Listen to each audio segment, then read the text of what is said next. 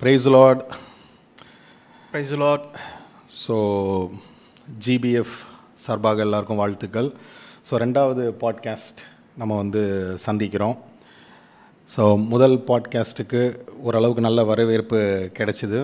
So இந்த இரண்டாவது podcast பண்ணுறோம். ஸோ முதலாவது லேட் ஆகிடுச்சு. ஸோ சில டெக்னிக்கல் இஷ்யூஸ் இதன் காரணமாக கொஞ்சம் லேட் ஆகிடுச்சு. அடுத்த முறை அந்த லேட் ஆகாமல் சரியாக 10:30 மணிக்கு ஆரம்பிப்பதற்கு முயற்சி செய்கிறோம். சரி, இந்த பாட்காஸ்ட்டில் என்னெல்லாம் நாங்கள் பேச போகிறோம் அப்படின்னா, ஃபஸ்ட்டு விஷயம் சர்ச்சோடைய அப்டேட்ஸ், என்னென்ன அப்டேட்ஸ் இல்லையா, அதை ஃபஸ்ட் நம்ம கொடுக்க போகிறோம். அதுக்கப்புறம் பார்த்திங்கன்னா ரெண்டாவது விஷயம் டினாமினேஷன்ஸ் இன்றைக்கு ஏன் சபைகளில் கிறிஸ்டியன் வட்டத்தில் ஏன் இவ்வளோ டினாமினேஷன்ஸ் இருக்குது, அந்த ஒரு பாயிண்ட்டை பேசலான் இருக்கோம். அதுக்கப்புறம் கடைசியாக இல்லைனா முக்கியமாக எதை பற்றி இன்றைக்கி ரொம்ப டைம் எடுத்து பேச போகிறோம் அப்படின்னா க்ரியேஷன். நம்ம பாட்காஸ்ட் ஒன்லி என்ன சொல்லியிருந்தோன்னா, நம்ம பைபிளை இன்டெப்த்தாக நம்ம பேச போகிறோம்னு சொல்லியிருந்தோம். ஸோ ஜெனிசிஸ்லேருந்து ரெவல்யூஷன் வரைக்கும். ஸோ அதன்படி பார்த்திங்கன்னா இந்த பாட்காஸ்ட்டில் க்ரியேஷன்லேருந்து, அதாவது தேவனுடைய படைப்பிலிருந்து, குறிப்பாக சொல்ல போனோன்னா ஆதியாகமம் 1ஆம் அதிகாரத்தை கொஞ்சம் ஆழமாக நம்ம தியானிக்க இருக்கிறோம், இல்லைனா பேச இருக்கிறோம். கொஞ்சம் சயின்ஸையும் கலந்து பைபிளோடு அதை ஒப்பிட்டு பார்த்து ஒத்து போதா இல்லையா, அதே போல் பைபிள் படி எது சரியாக இருக்குது, வேதத்தின் அந்த படைப்புகள் குறித்து சொல்லும்போது பைபிள் படி எது சரியாக இருக்குது அப்படின்றதெல்லாம் நம்ம பார்க்க போகிறோம். ஸோ அதனால் திறந்த மனதோடு, ஓப்பன் மைண்டடோடு கவனிச்சிங்கன்னா கண்டிப்பாக உங்களுக்கு பிரயோஜனமாக இருக்கும். அதே போல் உங்களோட ஃபீட்பேக்ஸ்லாம் கண்டிப்பாக சொல்லுங்கள். நீங்கள் இந்த பாட்காஸ்ட்டில் இது லைவாக இருக்கனால உங்களுக்கு ஒரு வேளை ஏதாவது கொஷின்ஸ் இருந்துச்சுன்னா அதை கூட நீங்கள் எங்களுக்கு தெரிவிங்க. அந்த கேள்விகளை நாங்கள் பார்த்து அதற்கான பதிலை நாங்கள் இந்த பாட்காஸ்ட்டில் இல்லைன்னா கூட அடுத்த பாட்காஸ்ட்டில் கண்டிப்பாக சொல்கிறோம். அதே போல் உங்களுக்கு ஏதாவது நல்ல சஜஷன்ஸ் இருந்துச்சுன்னா அதை நீங்கள் தெரிவிங்க, அதையும் நாங்கள் கன்சிடர் பண்ணுவோம். அதே சமயத்தில் உங்களுக்கு முரணான கருத்துக்கள் இருந்தாலும் தப்பு கிடையாது, அதை தெரிவிங்க. நான் முன்னாடியே சொன்னது போல் வேதத்தின் அடிப்படையிலிருந்து எங்களுடைய பதில்கள் உங்களுக்கு கொடுக்கப்படும். ஸோ நான் பாஸ்டர் அலெக்ஸ் ரீகன், இவர் மேத்யூ. ஸோ பாட்காஸ்ட்குள்ளே போயிடலாமா மேத்யூ? போகலாம். ஓகே, சரி. First church updates. என்ன அப்டேட்ஸ் மேத்யூ ஃபஸ்ட்டு? ஸோ முதலாவதாக குட் நியூஸ் என்னதுன்னா, அஸ்திபாரம் போட்டாச்சு. ஆல்மோஸ்ட் 4 ஃபீட்டுக்கு ரைஸ் பண்ணி இப்போ மண்ணு கொட்டி அதை ஃபுல்லாக ஃபவுண்டேஷன் போட்டு இது பண்ணுறாங்க. திம்ஸ் மாதிரி போட்டு இது பண்ணுறாங்க, கூறாட்டுறாங்க. Okay. So almost foundation full complete ஆகிடுச்சு. ஓகே. டொனேஷன்ஸ்லாம் வருதா? டொனேஷன்ஸ் ஆமாம். ஸோ ஓகே, பரவாயில்ல வந்துட்டுருக்கு. ஸோ மேலும் போகிற வேகத்தை பார்த்தா கன்ஸ்ட்ரக்ஷனு எப்படியும் ஒரு 3 மந்த்ஸ்க்குள்ளே முடிஞ்சிடும், ஆகஸ்ட் கிட்டக்குள்ளே முடிஞ்சிடும்னு நினைக்கிறேன். ஓகே. ஸோ அதனால் கண்டிப்பாக நம்மளுக்கு அதுக்கேற்ற அந்த ஷெட்யூல் டைமில் நம்ம கொடுக்க வேண்டியது இருக்கும் காசு. ஸோ தேவன் தான் அதுக்கு கிருபை செய்யணும். அதே மாதிரி பார்த்துட்ருக்கிற நேயர்கள் உங்களை விருப்பம் இருந்ததுன்னா நாங்கள் இதுக்கு பின்னாடி கடைசியில் நாங்கள் கியூஆர் கோடு அந்த இதில் டிஸ்கிரிப்ஷனில் நாங்கள் கொடுக்குறோம், பேங்க் டீட்டெயில்ஸு. உங்களால் முடிஞ்சதுன்னா நீங்களும் சர்ச் கன்ஸ்ட்ரக்ஷனுக்கு கான்ட்ரிபியூட் பண்ணலாம். ஸோ கண்டிப்பாக. ஸோ அது ஒரு ஆஃபரிங், கட்டாயம் கிடையாது. இது உங்களுக்கு விருப்பம் இருந்தால் அதை நீங்கள் கொடுங்க. ஆனால் இது வரைக்கும் நாங்கள் என்ன பார்க்குறோன்னா, அற்புதமாக தேவன் நடத்திட்டுருக்காரு. அதாவது அற்புதமாக அந்த ஆஃபரிங்ஸ், காணிக்கைகள் எங்களுக்கு கொண்டு இருக்குது. அதனால் சபையின் கட்டுமான பணிகள் தடையில்லாமல் நடைபெற்று கொண்டு வருகிறது. ஸோ அதனால் நல்ல விஷயம் அது. அதே போல் ரொம்ப ஸ்பீடாகவும் அந்த ப்ராசஸ் நடந்துகிட்ருக்கு. ஸோ ஆகவே அதுக்காக ஜெபிச்சு கொள்ளுங்கள். தொடர்ந்து உங்களோட ஜெபத்தில் எங்களை வைங்க. அது ஒரு அப்டேட்டு. ரெண்டாவது அப்டேட் சாங்ஸ் இல்லைங்களா. இப்போ புதிய ஒரு சாங் நாங்கள் ரிலீஸ் பண்ணியிருக்கோம். நேற்று ஈவினிங் 6 o'clock ரிலீஸ் ஆகிருக்கு. எங்கு செல்வேன் அப்படின்ற சாங்கு. ஸோ இந்த சாங் எதை பற்றி அப்படின்னா, நம்மளுக்கு இந்த பூமியில் எல்லாமே டெம்ப்ரரி தான் இல்லைங்களா, நிரந்தரமற்றது தான். ஆனால் எது நிரந்தரமாக இருக்குது அப்படின்னா தேவனும் அவருடைய வாக்கு தத்தங்களும் தான். அதுதான் நம்மளை பலப்படுத்துது, ஆறுதல் படுத்துது. ஸோ அதை குறிக்கும் வண்ணமாக தான் இந்த ஒரு பாடல், எங்கு செல்வேன், எங்கே நாங்கள் போவோம் உங்களை விட்டு அப்படின்னு சொல்கிற பாடல் தான். ஸோ அதை கேளுங்க. அது கண்டிப்பாக உங்களுக்கு பிரயோஜனமாக இருக்கும்னு நினைக்கிறேன், ஆறுதலாக இருக்கும்னு நினைக்கிறேன். ஸோ அதை கேளுங்க. அதே போல் வந்து உங்களுக்கு தெரிந்தவர்கள்கிட்ட அதை வந்து பகிர்ந்து கொள்ளுங்கள். உங்களோட ஃப்ரெண்ட்ஸ், ரிலேட்டிவ்ஸ் எல்லாருக்கிட்டையும் அதை வந்து ஷேர் பண்ணுங்கள். கண்டிப்பாக தேவன் உங்களை ஆசீர்வதிப்பார். சரி, இதெல்லாம் தான் சர்ச் அப்டேட்ஸு. வேறு ஏதாவது அப்டேட்ஸ் இருக்கா? சர்ச் அப்டேட்ஸ் இதுதான். நீங்கள் வந்து அந்த எங்கு செல்வேன் பாட்டு எழுதிருக்கீங்களா, அது எழுதுறதுக்கான ரீசன் சொல்ல முடியுமா? ஓகே. ஸோ அந்த சாங் வந்து எப்போ எழுதுனேன்னா 2017 எழுதினேன். 2017 வந்து எழுதினேன். அது என்ன ஒரு அடிப்படையில் எழுதினேன் அப்படின்னா, இல்லைனா எந்த ஒரு சுச்சுவேஷனில் எழுதினேன் அப்படின்னா, என்னுடைய அம்மா வந்து பல வருடங்களுக்கு முன்பாக இறந்துட்டாங்க. அவங்களுக்கு கேன்சர் வந்து இறந்துட்டாங்க. ஸோ அப்பப்போ என்ன ஆகும் அப்படின்னா, அவங்களுடைய நினைவுகள் வந்துட்டு போயிட்டுருக்கும். ஆனால் ஒவ்வொரு முறையும் அந்த நினைவுகள் வரும்பொழுது என்னை வந்து பலப்படுத்துறது வந்து பார்த்திங்கன்னா அந்த பைபிள் தான், பைபிளுடைய வாக்குத்தத்தங்கள் தான். என்ன அப்படின்னா, இப்போ உதாரணமாக இயேசு கிறிஸ்து சொல்கிறாரு, என்னை விசுவாசிக்கிறவன் மரித்தாலும் பிழைப்பான்னு சொல்கிறாரு. அதே போல் ஆதாமுக்குள் எல்லோரும் மரிக்கிறது போல் கிறிஸ்துவுக்குள் எல்லோரும் உயிர் தெழுவாங்கன்னு வசனம்லாம் இருக்குது. 1 கொரிந்தியர் 15 நம்ம வந்து பார்க்குறோம். ஸோ இந்த மாதிரி வாக்குத்தத்தங்கள் தான் என்ன செஞ்சுருக்கு அப்படின்னா எனக்கு வந்து ஒரு பலனாக இருந்துச்சு. ஸோ அப்படி இருக்கும் பொழுது 2017 திடீர்னு என்னுடைய அம்மாவை குறித்ததான ஒரு தாட், அவங்கள பற்றி யோசிச்சுட்டு இருக்கிறேன். திடீர்னு அவங்களுடைய யோசனைகள், ஏதோ ஒரு யோசனை. ஏன்னா நம்ம மரித்தவங்களுடைய விஷயம் என்ன அப்படின்னா, அவங்க இறந்து போனாலும் அவங்க செஞ்ச அந்த நினைவுகள், அந்த மெமரிஸ் இல்லையா, அவங்க நம்மளோட வாழ்ந்தது, பேசுனது, அதே போல் நம்மக்கிட்ட அவங்க சிரித்தது, நம்மளோட வந்து அவங்க வம்பு பண்ணது இல்லையா. ஸோ அதெல்லாம் வந்து நான் யோசித்து பார்க்கும்போது கொஞ்சம் எனக்கு ஒரு எமோஷ்னல் மூமெண்ட்டாக அது மாறிடுச்சு அது. ஸோ அப்படி இருக்கும் பொழுது யோசிச்சுட்ருக்கிறேன், என்னது இவனே இவ்வளோ வருஷம் அம்மா இருந்தாங்க, இப்போ இல்லை, இப்போ திடீர்னு ஏதோ பெரிய ஒரு சப்போர்ட் இல்லாத மாதிரி இருக்கே அப்படின்ற ஒரு யோசனை இருக்கும் பொழுது தான் அப்போ தான் என் மைண்டில் வந்து தேவனுடைய வார்த்தை அது என்ன எனக்கு உறுதியாக என்ன சொல்லப்பட்டுச்சு அப்படின்னா, நான் நிரந்தரமாக இருக்கேன்ப்பா இல்லையா. ஸோ அது ஒன்று. அதே போல் என்னோடய வாக்குத்தத்தம் அது நிரந்தரமாக இருக்குது. அதே சமயத்தில் உங்கள் அம்மா இறந்தாலும், என் அம்மா மட்டும் இல்லை, யார் நம்மளுடைய அன்பானவர்கள் யார் இறந்தாலும் அவங்க கண்டிப்பாக ராஜ்யத்தில் உயிர்த்தெழ போகிறாங்க அப்படின்ற அந்த வார்த்தைகள், தேவனுடைய வார்த்தைகள் வந்து என்னை வந்து திடப்படுத்திச்சு. அந்த சமயத்தில் நான் என்ன செஞ்சேன்னா, எனக்கு அப்பப்போ கொஞ்சம் ஃபீலிங்காக இருக்கும் போது, இல்லைனா சந்தோஷமாக இருக்கும் போது கொஞ்சம் கீபோர்டில் உட்காந்து கை வைப்பேன். ஸோ அப்படி கீபோர்டில் உட்காந்து வாசிக்கும் பொழுது இந்த ஒரு ஸ்டார்டிங் வார்த்தையே தான் வந்துச்சு, எங்கு செல்வேன், ஏன்னா உங்களை விட்டு இப்போ யாருமே இல்லையே, எங்கு செல்வேன் அப்படின்னு சொல்லிட்டு அப்படி தான் வந்து ஆரம்பித்தேன்.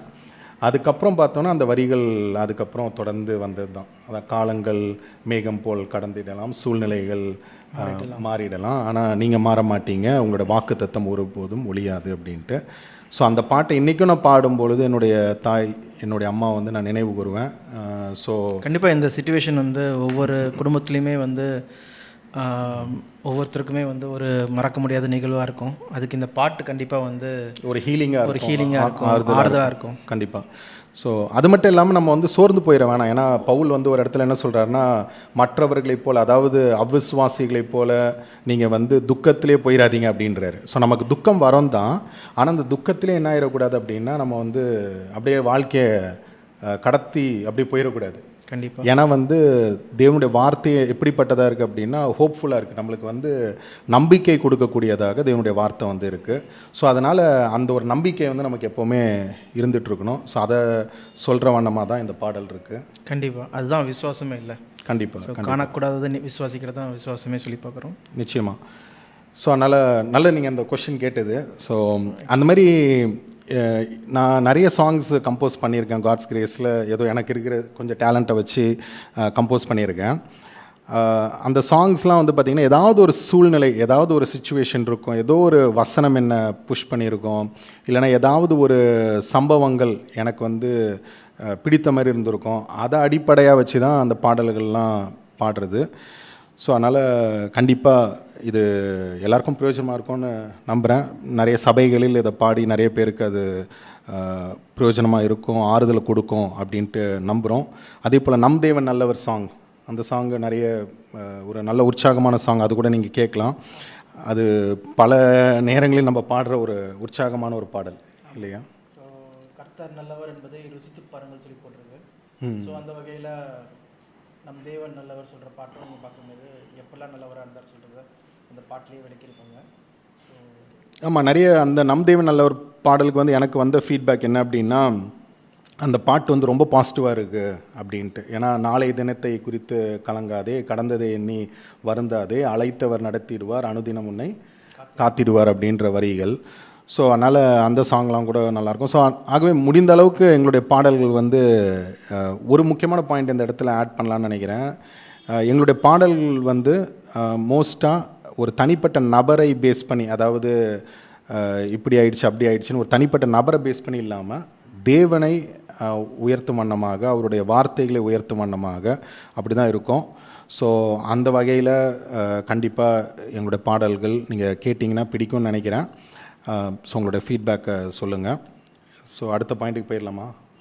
ஓகே, சரி. அடுத்தபடியாக நம்ம வந்து பேச போகிறது முக்கியமாக என்ன அப்படின்னா, நம்ம லாஸ்ட் பாட்காஸ்ட்டில் என்ன சொல்லியிருந்தோம்னா, நிறைய இன்றைக்கி சபைகளில் வந்து கிளைகள் இருக்குது, நிறைய டினாமினேஷன்ஸ் இருக்குது இல்லையா? 40,000க்கும் மேற்பட்ட டினாமினேஷன்ஸ் இருக்குதுன்னு நம்ம வந்து பார்க்குறோம். ஸோ இப்போ இயேசு கிறிஸ்து வந்து அவருடைய சுவிசேஷத்தை சொல்லும் பொழுது அது ஒன்று தான், சீஷர்கள்லாம் ஒன்றா தான் இருந்தாங்க. ஆனால் இன்றைக்கி வந்து பார்த்தோன்னா சபைகளில் எத்தனையோ பிரிவினைகள் இருக்குது, இல்லைனா பிளவுகள் இருக்குது. அது மட்டும் இல்லாமல் ஒவ்வொரு டினாமினேஷன்ஸ்லேயும் ஒரு ஒரு டாக்டர்ஸ் இருக்கிறத வந்து நம்ம வந்து பார்க்க முடியுது. ஸோ எதனால் இந்த ஒரு பிளவுகள், இல்லைனா எதனால் இத்தனை டினாமினேஷன்ஸ் இன்றைக்கி குறிப்பாக இன்றைய காலகட்டத்தில் நிறைய காணப்படுது? நீங்கள் என்ன நினைக்கிறீங்க அதை பற்றி? நான் என்ன நினைக்கிறேன்னா, முக்கியமாக வந்து பைபிள் வந்து அவங்க சொந்த தாய்மொழியில் எழுதப்படல ஃபஸ்ட்டு. அதனால் வந்து ஒரு அந்நிய மொழியிலேருந்து டிரான்ஸ்லேட் பண்ணப்பட்டது தான். அதனால் வந்து அது புரிஞ்சுக்கிறதுக்கு வந்து மக்கள் வந்து ரொம்ப டிஃப்ரெண்ட்டாக புரிஞ்சுக்கிறாங்கன்னு சொல்லி நினைக்கிறேன். டிரான்ஸ்லேஷன் ஃபார் எக்ஸாம்பிள் பழைய ஏற்பாடு வந்து எபிரேய மொழியிலையும் புதிய ஏற்பாடு கிரேக்க மொழியிலையும் இருக்குது. அதே நேரத்தில் தானியேல் புத்தகம் மட்டும் வந்து பார்த்தீங்கன்னா அரமிக் மொழியில் இருக்குது. சில வசனங்கள் வந்து சாப்டர்ஸ். ஸோ அதை வந்து டிரான்ஸ்லேட் பண்ணும்போது ஒருத்தர் டிரான்ஸ்லேட் பண்ணாலும் வந்து அது அவருடைய தாய்மொழி கிடையாது. இங்கிலீஷில் டிரான்ஸ்லேட் பண்ணும்போது சரி, இல்லைனா லாட்டின்லேயோ இல்லைனா தமிழ்லையோ டிரான்ஸ்லேட் பண்ணும்போது பார்த்தீங்கன்னா எக்ஸாக்டாக அந்த பாயிண்ட் வராதபடிக்கு அவங்களுக்கு வேறு ஏதோ ஒரு சித்தாந்தத்தை பற்றி யோசிச்சுட்டு இருக்கும்போது அதை பற்றின விஷயத்தில் வந்து என்ன பண்ணுறாங்க, டிரான்ஸ்லேட் பண்ணுறாங்க. ஸோ தட் அவங்களால வந்து எக்ஸாக்டாக சொல்ல வந்த பாயிண்ட்டை வந்து தெளிவாக சொல்ல முடியல சொல்லி பார்க்குறோம். ஸோ பேசிக்கலாக எப்படி நம்ம புரிஞ்சுக்கலான்னா, 1ஆம் நூற்றாண்டில் வந்து பைபிள்னு ஒன்று கிடையாது, ஒரு ஹோல்சம் பைபிள் இல்லையா? அப்படி தானே? ஸோ பைபிளே வந்து அதாவது வெளிப்படுத்தல் வரைக்கும் எழுதி முடிக்கிறதுக்கே கிட்டத்தட்ட 2nd century ஆகிடுச்சு இல்லையா? 2வது நூற்றாண்டு வரைக்கும் ஆயிருக்கு இல்லையா? ஸோ அதுக்கப்புறம் தான் வந்து பார்த்திங்கன்னா கொஞ்சம் கொஞ்சமாக பைபிள் வந்து பல மொழிகளில் மொழிபெயர்க்கப்பட்டுச்சு. அப்படி மொழிபெயர்க்கப்பட்டு இன்றைக்கி வந்து பார்க்கும்பொழுது நிறைய இன்றைக்கி வந்து டிரான்ஸ்லேஷன்ஸ் இருக்குது இல்லையா? நிறைய டிரான்ஸ்லேஷன்ஸ் இருக்குது. இன்றைக்கி வந்து தமிழில் இருக்குது, ஹிந்தியில் இருக்குது, இங்கிலீஷில் இருக்குது, நிறைய டிரான்ஸ்லேஷன்ஸ் இருக்குது. அது போக வந்து பார்க்கும்பொழுது என்ன தெரியுது அப்படின்னா, நிறைய இதுவும் இருக்குது, அதாவது நிறைய வேர்ஷன்ஸும் இருக்குது இல்லையா? டிரான்ஸ்லேஷன்ஸ் மட்டும் கிடையாது, நிறைய வேர்ஷன்ஸும் இருக்கிறத வந்து நம்ம வந்து பார்க்க முடியுது. இப்போ உதாரணமாக வந்து இங்கிலீஷ்லேயே பார்த்தீங்கன்னா வந்து KJV இருக்குது, NIV இருக்குது, ESV இருக்குது, அப்புறம் அது மட்டும் கிடையாது. இப்போ வந்து NIVயில் எடுத்துக்கிட்டோன்னா, இது KJV எடுத்துக்கிட்டோன்னா நியூ கிங் ஜேம்ஸ் வெர்ஷன் இருக்குது, NIVலேயே வந்து அப்டேட் பண்ணிக்கிட்டே இருக்கிறாங்க. ஸோ நிறைய என்ன இருக்குது அப்படின்னா, நிறைய மொழிபெயர்ப்புகள் இருக்குது, டிரான்ஸ்லேஷன்ஸ் அது ஒன்று. அதே போல் நிறைய வேர்ஷன்ஸ் இருக்குது. ஸோ இதெல்லாம் நிறைய இருக்கிறதுனால என்ன ஆகுது அப்படின்னா, மேபி இது வந்து படிக்கும் பொழுது ஒருத்தருக்கு புரிதல் வந்து வேறு மாதிரி கொடுத்துடலாம். ஆமாம் இல்லையா? ஸோ அதான் ரீசன் ஆக்சுவலாக. ஸோ ஒவ்வொருத்தரும் தமிழில் படிக்கும்போது, அது எக்ஸாம்பிள் கூட நீங்கள் ஒரு வாட்டி சொன்னீங்கல்ல, பாடம் எடுக்கும்போது சண்டே சர்வீஸில் என்னதுன்னா, புதிய ஏற்பாடில் வந்து பார்த்திங்கன்னா தமிழில் வந்து ஃபார் எக்ஸாம்பிள் கர்த்தர் சொல்லிட்டு பார்த்திங்கன்னா தமிழ் வெர்ஷனில் இருக்குது. ஆனால் இங்கிலீஷ் வெர்ஷனில் பார்த்தீங்கன்னா லார்டுன்னு இருக்குது. லார்டை வந்து நீங்கள் வந்து திருவிவிலியத்தில் பார்த்தீங்கன்னா வந்து ஆண்டவர் சொல்லி போட்டிருக்கு தமிழில். ஆனால் BSI பைபிளில் பார்த்தீங்கன்னா கர்த்தர் சொல்லி போட்டிருக்கு. இதனாலே என்ன ஆயிடுறாங்கன்னா, பழைய ஏற்பாடு புதிய ஏற்பாட்டில் இருக்க கர்த்தர் சொல்கிற அந்த இதில் வந்து கன்ஃபியூஸ் ஆகிடுறாங்கன்னு சொல்லி பார்க்குறோம். அதுவும் ஒன்று இருக்குது. அதே போல் வந்து அன்னைக்கு கூட நம்ம பார்க்கும் பொழுது இரும்பை கறிக்கிடும், இரும்பு ஸ்நேகிதன் வந்து மற்றவனை வந்து கறிக்கிடுவான் அப்படின்னு தமிழில் இருக்குது. இங்கிலீஷில் பார்த்தோன்னா அயன் ஷார்ப்பன்ஸ் அயன், அந்த மாதிரி வந்து ஒருத்தன் வந்து இன்னொருத்தனை வந்து ஷார்ப் பண்ணுறான். அதாவது ஆங்கிலத்தில் எப்படி இருக்குன்னா ரொம்ப தெளிவாக இருக்குது. ஆங்கிலத்தில் என்ன சொல்கிறாங்கன்னா, நீ வந்து நல்ல அறிவாளிகளோடு இருந்த, நல்ல ஞானவான்களோடு இருந்த அப்படின்னா நீனும் என்ன ஆவனா ஞானவானம் மாறுவ அப்படின்ட்டு சொல்லப்பட்டிருக்கு. ஆனால் தமிழில் எப்படி இருக்குன்னா கருக்கிடுவான் அப்படின்னு இருக்கு. அவனும் கருக்கிடுவான் கருகிடுவான் இருக்கு. அந்த மாதிரி டிரான்ஸ்லேஷன்ஸில் வந்து பார்த்திங்கன்னா நிறைய மிஸ்டேக்ஸ் இருக்குது. ஸோ இதனால கூட என்ன ஆகுது அப்படின்னா நிறைய பேருடைய புரிதல் வந்து தப்பாக புரிவதற்கான வாய்ப்புகள் இருக்குது. ஸோ அதனால் இன்றைக்கு நிறைய டிரான்ஸ்லேஷன்ஸ், நிறைய வேர்ஷன்ஸ் இருக்கனால இன்றைக்கி வந்து நிறைய டினாமினேஷன்ஸ் அதன் மூலமாக கூட வந்திருக்குன்னு நம்ம வந்து பார்க்குறோம். ஸோ இதில் என்ன முக்கியமாக அப்படின்னா நிறைய பேர் வசனங்களை வந்து அதோடைய கான்டெக்ஸ்ட் படி படிக்கிறது கிடையாது இல்லையா. இந்த இடத்துல அந்த கான்டெக்சுவல் ஸ்டடி லைட்டாக சொல்லலாம்னு நினைக்கிறேன். ஸோ இன்றைக்கி வந்து கான்டெக்சுவல் பைபிள் ஸ்டடி ரொம்ப முக்கியமாக இருக்குது இல்லையா. ஆமாம், கான்டெக்சுவல் ஸ்டடி முக்கியமாக இருக்குது. மோஸ்ட்டாக எல்லோரும் என்ன பண்ணுறாங்கன்னா டாப்பிக்கல் ஸ்டடி தான் பண்ணுறாங்க. எப்படின்னா வந்து இப்போது ஃபயர் சொல்லி எடுத்துக்கிட்டாங்கன்னா எங்கெல்லாம் ஃபயர் வருதோ அதை பரிசுத்தவைக்கும் மேட்ச் பண்ணுறாங்க, அதை அழிவுக்கும் மேட்ச் பண்ணுறாங்க, அதை 2ஆம் மரணத்துக்கும் மேட்ச் பண்ணுறாங்க, இல்லைனா நரகத்துக்கும் மேட்ச் பண்ணுறாங்க. ஸோ அப்படி பண்ணாதபடிக்கு அந்த சுற்றுச்சூழ்நிலை எதுக்காக பேசப்பட்டது சொல்கிற அந்த சுற்றுச்சூழ்நிலை வச்சு தான் நம்ம வந்து பார்க்க முடியும். ஃபார் எக்ஸாம்பிள் ஓமையில் கூட பார்த்திங்கன்னா வந்து புளித்த மாவுக்கு ஒப்பாக இருக்குது சொல்லி ராஜ்யத்தை சொல்லுவாங்க. அதே மாதிரி புளித்த மாவாகிய பரிசேயர்கள் அவங்கக்கிட்ட எச்சரிக்கையாக இருங்க சொல்லி சொல்லுவாங்க. ஆனால் அந்த மாதிரி நம்ம சரி புளிப்பு சொல்லி டாபிக்கல் ஸ்டடி எடுத்துக்கிட்டாங்கன்னா அப்போது புளித்த மாவுக்கு ராஜ்யத்தை ஒப்பு பண்ணும்போது அப்போது ராஜ்யமே வந்து புளிப்பாக இருக்கும் போல இருக்குது சொல்லி நினச்சிக்கிறாங்க. அந்த மாதிரி போயிடுது. கரெக்டு. அதே போல் விதையை எடுத்துக்கிட்டோன்னா சில இடத்துல வந்து விதை வந்து சத்தியத்தை குறிக்கக்கூடியதாக இருக்குது. சில இடத்துல வந்து விதை வந்து ஒரு ராஜ்யத்தை குறிக்கக்கூடியதாக இருக்கும். ஸோ இந்த புரிதல்லாம் எப்படி கிடைக்குது அப்படின்னா நம்ம வந்து அந்த கான்டெக்சுவல் சுற்றுச்சூழலை வச்சு நம்ம வந்து படிக்கும் பொழுது அது மேலே இருக்க வசனம் கீழே இருக்க வசனம் எதை பற்றி பேசுகிறாங்க, ஆடியன்ஸ் யார், இதை பார்த்து படித்தா ஈஸியாக. அதான் who, when, what, reason, how இல்லைங்களா. ஸோ அதனால் அந்த சுற்றுச்சூழலை வச்சு படிக்கும் பொழுது நிறைய என்னென்னா கிளாரிட்டி வந்து கிடைக்கிறது வந்து நம்ம வந்து பார்க்குறோம். ஸோ மெயினாக இந்த சுற்றுச்சூழலை வச்சு அதாவது கான்டெக்சுவல் பைபிள் ஸ்டடி வந்து படிக்காதது தான் இன்றைக்கு வந்து நிறைய சொல்லப்போனால் நிறைய குழப்பத்திற்கான காரணம் வந்து அதுதான். ஸோ அதனால தான் இன்றைக்கி வந்து பார்த்தோன்னா எக்கச்சக்கமான டினாமினேஷன்ஸ் கூட இருக்குது. ஸோ அதனால் அந்த கான்டெக்சுவல் பைபிள் ஸ்டடி ரொம்ப அவசியமாக இருக்குது. ஸோ இந்த இடத்துல வந்து முக்கியமாக நான் என்ன சொல்ல விரும்புகிறேன்னா நம்ம சர்ச்சில் வந்து பார்த்தோன்னா ஹவு டு ஸ்டடி த பைபிளில் இந்த கான்டெக்சுவல் பைபிள் ஸ்டடி எவ்வளோ முக்கியன்றதை நம்ம எடுத்திருக்கோம். அதே சமயத்தில் இந்த ஹவு டு ஸ்டடி த பைபிளில் வந்து வேறு நிறைய டாபிக்ஸும் இருக்குது. ஆமாம் இல்லையா. அதாவது டாபிக்கல் பைபிள் ஸ்டடி நம்ம அப்ரோச்சே வந்து கொஞ்சம் என்னதுன்னா மோர் கான்டெக்சுவல். அதை நம்ம வந்து டாபிக்கல் ஸ்டடி எடுத்தாலும் வந்து அது அந்த சுற்றுச்சூழ்நிலை இருக்குதா இல்லையா பார்த்துட்டு தான் நம்ம எடுப்போம் தவிர வந்து அவுட் ஆஃப் கான்டெக்ஸ்ட் எடுக்க மாட்டோம். எக்ஸாக்ட்லி. ஸோ அதனால் வந்து ஹவு டு ஸ்டடி த பைபிளில் வந்து பார்த்திங்கன்னா நிறைய டாபிக்ஸ் இருக்குது. அதாவது டைப் ஆன்டி டைப் இருக்குது, அதே போல் ப்ராஃபஸீஸ் இருக்குது. ஸோ இதெல்லாமே வந்து ஓமைகள். ஸோ இதெல்லாமே வந்து கண்டிப்பாக பிரயோஜனமாக இருக்கும். ஸோ ஆகவே வந்து இந்த சுற்றுச்சூழல் அது ரொம்ப அவசியம். பைபிளில் வந்து ஒரு கான்டெக்சுவலாக எடுத்து படிக்கிறது வந்து ரொம்ப முக்கியமாக இருக்குது. இப்போ கிரேஸ் பைபிள் ஃபெலோஷிப்பில் வந்து முக்கியமாக நாங்கள் எதனால் வந்து வேதத்தின் அடிப்படையில் நாங்கள் வந்து படிக்கிறோம், எதனால் வந்து வேதத்தின் அடிப்படையிலேருந்து நாங்கள் எடுத்து சொல்கிறோன்னா முக்கியமான காரணம் என்ன அப்படின்னா நாங்கள் வந்து பல டிரான்ஸ்லேஷன்ஸ் வந்து ரெஃபர் பண்ணுவோம். நிறைய டிரான்ஸ்லேஷன்ஸை ரெஃபர் பண்ணுவோம், நிறைய வேர்ஷன்ஸை ரெஃபர் பண்ணுவோம்.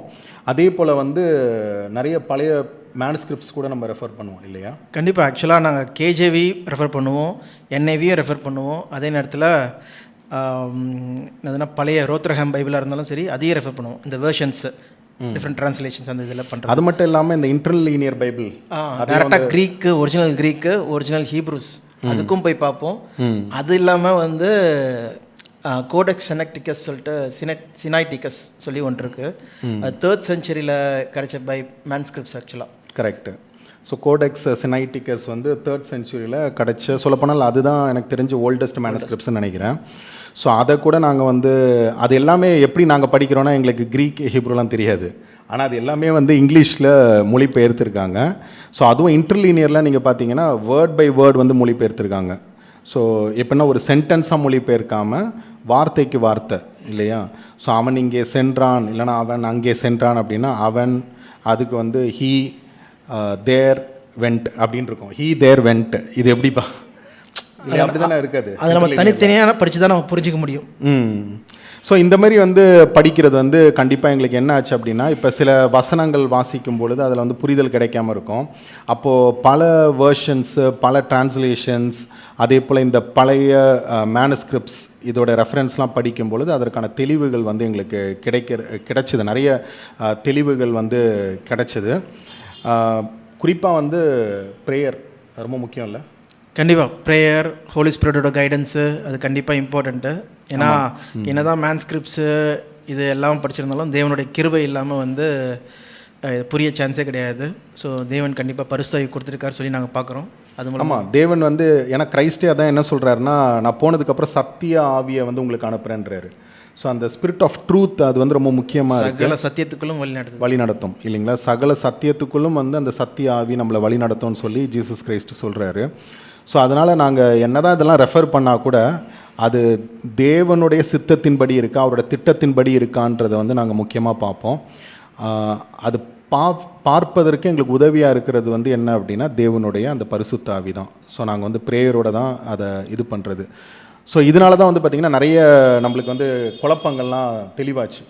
ஆக்சுவலாக நீங்கள் எங்களோட சர்மன்ஸ் கூட பார்க்கலாம். ஆக்சுவலாக ஃபஸ்ட்டு ஃபேஸ்புக்கில் லைவ் போட்டோம், அப்புறம் யூடியூப்பில் லைவ் போட்டிருக்கோம். ஸோ இந்த சேனல்லே நீங்கள் போய் பார்த்தீங்கன்னா சர்மன்ஸ் சொல்கிற அந்த பிளேலிஸ்ட்டில் போய் பார்த்தீங்கனாலே தெரியும், இல்லை லைவ் சொல்கிற பிளேலிஸ்ட்டில் போய் பார்த்தா தெரியும் எத்தனை சப்ஜெக்ட்ஸ் வந்து, அதுவும் டிஃப்ரெண்ட் சப்ஜெக்ட்ஸ். ஒரு பாயிண்ட்டை மட்டும் ஃபோக்கஸ் பண்ணுறது மாதிரி இருக்காது. எல்லா ஜேர்னர் ஆஃப் வெர்ஷன் அந்த சப்ஜெக்ட்ஸும் பார்த்தீங்கன்னா வந்து அதில் இருக்கும், சர்மன்ஸும் இருக்கும் சொல்லி பார்க்குறோம். கண்டிப்பாக. ஸோ அது மட்டும் இல்லாமல் இப்போ உதாரணமாக நம்ம எடுத்துக்கிட்டோன்னா, இப்போ ஒரு காலம் வரைக்கும் வந்து சில டாக்டரின்ஸ்லாம் கொஞ்சம் குழப்பமாக இருந்த மாதிரி இருந்துச்சு. ஆனால் பைபிளை வந்து அந்த திறந்த மனதோடு ஆராயும் பொழுது தெளிவுகள் கிடச்சிது. அதே போல் வந்து இப்போ ஒரு ஃபார் எக்ஸாம்பிள் சொல்கிறேன், இந்த ஜேம்ஸ் நம்ம வந்து யாக்கோபு புத்தகத்தை எடுத்துட்டோன்னா, யாக்கோபு புத்தகத்தில் வந்து யாக்கோபு என்ன சொல்கிறாருன்னா, கிரியை இல்லாத விசுவாசம் செத்ததுன்றாரு. ஆனால் அதே சமயத்தில் அப்போஸ்தலர் பவுல் வந்து ரோமரில் என்ன சொல்கிறாருன்னா, விசுவாசத்தினால் நீதிமான் பிழைப்பான்னு சொல்லிட்டு கிரியை கிடையாது, அங்கே விசுவாசம் இருந்தால் போதும் அப்படின்றாரு. அப்போது என்னென்னா பவுல் என்ன சொல்கிறாருன்னா, விசுவாசம் இருந்தால் போதும் கிரியை வேணான்றாரு. யாக்கோபு என்ன சொல்கிறாரு, விசுவாசம் வேணும், கிரியை இல்லாத விசுவாசம் செத்ததுன்றாரு. என்னப்பா பெரிய டிஃப்ரென்ஸாக இருக்குது, இது என்ன இது குழப்பமாக இருக்கே அப்படின்ட்டு யோசிக்கும் பொழுது இதில் என்ன ஆக்சுவலாக பார்த்தீங்கன்னா பெரிய கான்ட்ரவர்சி. ஆமாம், நிறைய இடத்துல வந்து பார்த்தீங்கன்னா இது டிபேட்டே போயிட்டு இருக்கும். இப்போ பவுல் கரெக்டாக, ஜேம்ஸ் கரெக்டாக. ஆமாம், அதுக்கு என்ன சொல்லிடுவாங்க, இது பவுல் கருத்து, இது யாக்கோபு கருத்துன்றாங்க. ஓகே. ஸோ அப்படி பார்க்கும்பொழுது தான் என்ன தெளிவு கிடைச்சிதுன்னா, ஆக்சுவலாக வந்து பவுல் சொல்கிற கிரியை வந்து ரொம்ப வித்தியாசமானது. பவுல் பேசுகிற கிரியை வந்து நியாயப்பிரமாண கிரியை பற்றி பேசிகிட்டு இருக்காரு. ஆனால் யாக்கோபு பேசுகிற கிரியை வந்து என்ன அப்படின்னா விசுவாச கிரியை.